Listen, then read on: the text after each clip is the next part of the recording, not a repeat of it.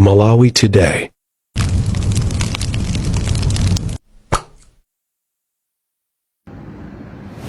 Wow.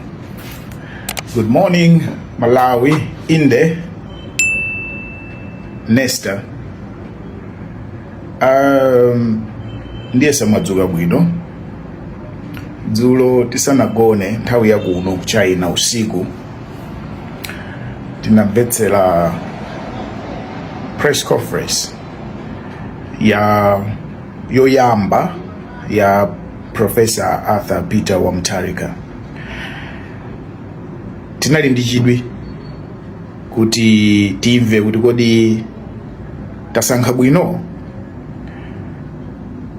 We have ushered in new government, new president, new ruling party. Koma sikuti ndi ya chilendo, chipanicho si cha chilendo, chipanicho ndi chakalekale.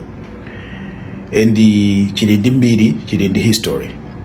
So anthu amakhala benditi mafears tinantina kuti what version of DPP and what version of Peter wa Mutharika are we going to get, because this is version ya ina ija inali .1, this is .2, Peter wa Mutharika .2 anyway, what tapezapo zotani pa press conference ya dzulo kusatalikisa nkhani ineyo ndasangalala nayo, ndiyo pasa chilimbikiso. A president alankhula zinthu zolimbikitsa zopereka confidence.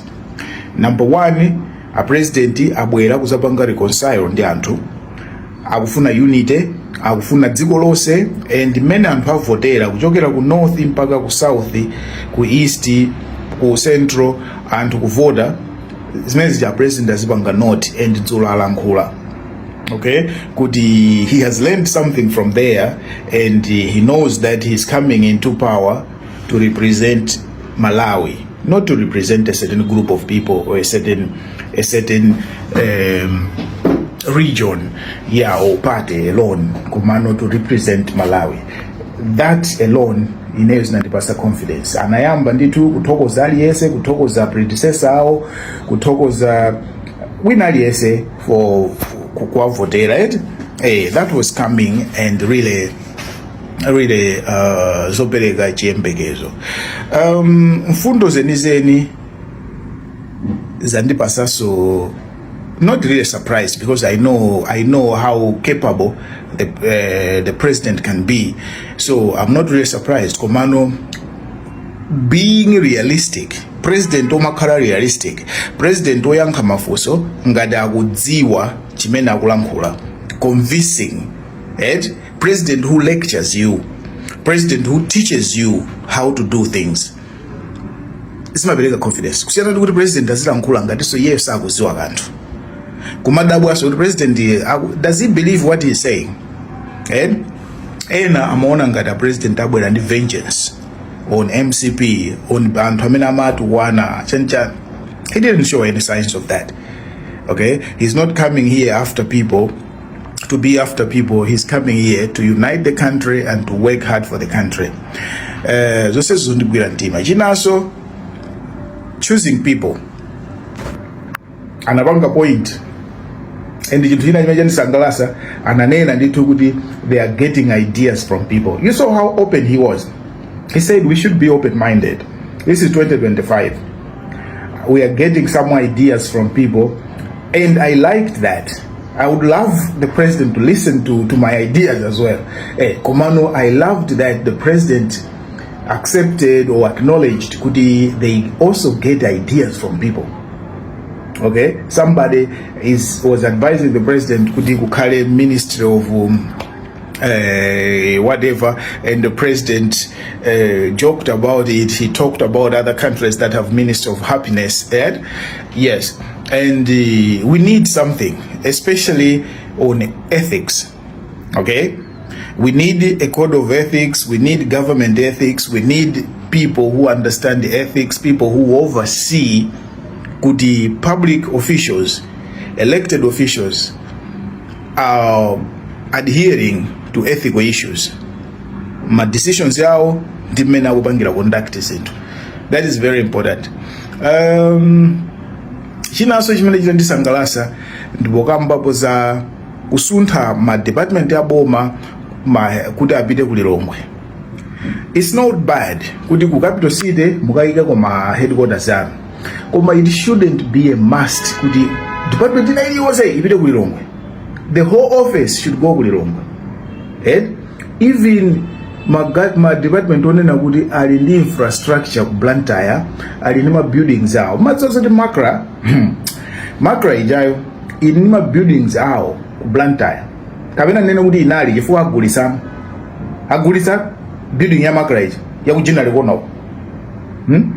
Makra ija used to have its own properties ku Blantyre, meaning kuti akakhala ma offices mwawo they were not spending money on rentals. Anabanga force ose tulilokati ku Lilongwe, ndikumaka banga renti ma building ku Lilongwe, ma office kaya 3 ku Lilongwe, ma locations 3 amakala ku Lilongwe, oseo a rent millions every month paying for that. Ma staff wao analibebe manyumba mu Lilongwe, manyumba ali ku Blantyre. Some of the staff were forced there, they have to rent, they have to pay for rentals millions. 5 years you say makra yakhala ikupanga ma rentals ku Lilongwe, kusiya ma building awo ndi staff yawo omwe amakhala olere ku Blantyre. Imagine what kind of reasoning is that? Osamanga building yanyowane kai ku Lilongwe ko bwanyi musana bange move, let's get land, let's build. You build, you move into your own offices. Why you leave your own house ndikumaka banga rent? Aliboso ma department center like that. We shouldn't do it. A president atipasa chisanzo chabwino maiko ngati South Africa, kumakhala capital, kumakhala parliament, kumakhala kuso ina administrative, kuchimozimozi ku US, maiko ambiri zimakhala. Even ku Tanzania komweko, ku Dodoma capital, ku Dar es Salaam kumakhala somawa. Sunganeni kuti aliyesa choke ku Dar es Salaam ukabwere ku Dodoma. You don't do that. It has to be done bwino. It has to be done bwino. If you are moving people, RSA are not the same. Taona ni situation yao mkwabona kuti our situation yao arrangement ya bwino ingakhale done. Koma don't kill one city for another. We killed Zomba the same way. We don't have to kill every city with bus for Lilongwe. No. Balance. Balance. Lilongwe, Zomba, Blantyre, balance. Yeah, guys. What else? They are taking time.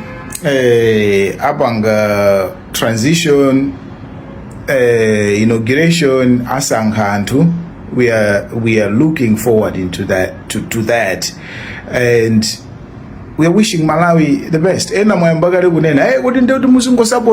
No. We are not worshipping or praising.